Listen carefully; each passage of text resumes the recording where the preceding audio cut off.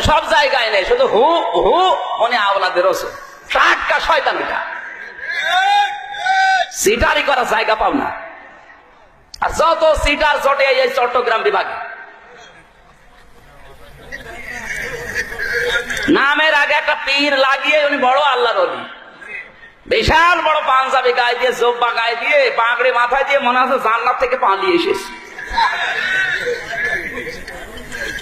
কিছু কিছু মানুষ শুধু পান খায়, মনে হয় পান খাওয়ায় মনে হয় আল্লাহর ওলি। কথা বলেন।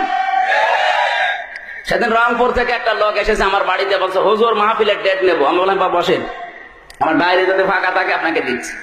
চা নাস্তা দিলাম, বিস্কিট দিলাম। বিস্কিটটা নিয়ে মুখে দেবে, না দিয়ে আবার রেখে দিবে। মানে খাচ্ছেন না কেন? বলছে হুজুর আমি বেনামাজি রাতে খাই না। এ কি গো, আমি ছোটকাল থেকে নামাজ পড়ি, আমার বউ নামাজ পড়ে, আর এ কি বলে? বলছে হুজুর আপনাকে বলি নাই, এই বিস্কিট যারা বানিয়েছে ওরা হয়তো নামাজ পড়ে না। চিন্তা করলাম আল্লাহ মনে হয় জান্নাত থেকে পালিয়ে এসেছে। এত বড় আল্লাহর ওলি আমার ঘরে, আর আমি কিছু টের পেলাম না। এই দাঁড়ান, এই বিস্কিট কোন বেনামাজি বানিয়েছে এই সন্দেহ করে আপনি খাচ্ছেন না? আপনার শরীরে যে বিশাল পোশাক আশাক, এগুলো কোন বেনামাজি বানিয়েছে? কোন বেনামাজের গার্মেন্টসে তৈরি হয়েছে? এত যদি সফি দাবি করেন, সবগুলো খোলেন, জিনিস বের করে যান।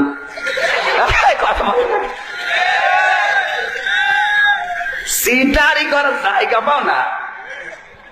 পরে কল দিলাম রংপুরে বড় ভাইয়ের কাছে যে এরকম একটা লোক আপনার বাড়ি থেকে এসেছে, আপনার এলাকা থেকে। লোকটা কেমন? বলছে ওরে বাবা তো টাটকা সুদখোর, এলাকায় টাকা ছেড়ে রাখে, টাকা আসে, ওই টাকা তোলে, উনি খায় আর আল্লাহ আল্লাহ করে।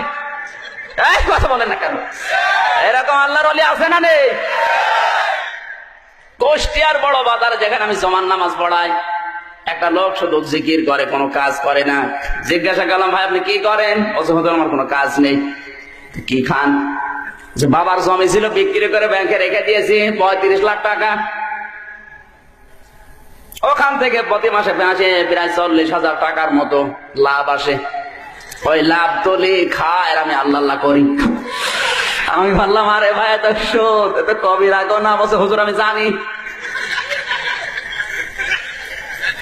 সুদ খেলে কত হয় আমি জানি, এজন্য টাকা আমার নামে না, টাকা আমার বোন নামে। কত রকমের সিটারি চলছে দেশে গো। আমি শুধু বাজার করে নিয়ে আসি, বউ রান্না করে দেয়, আমি খাই, কোনো গোনা নেই।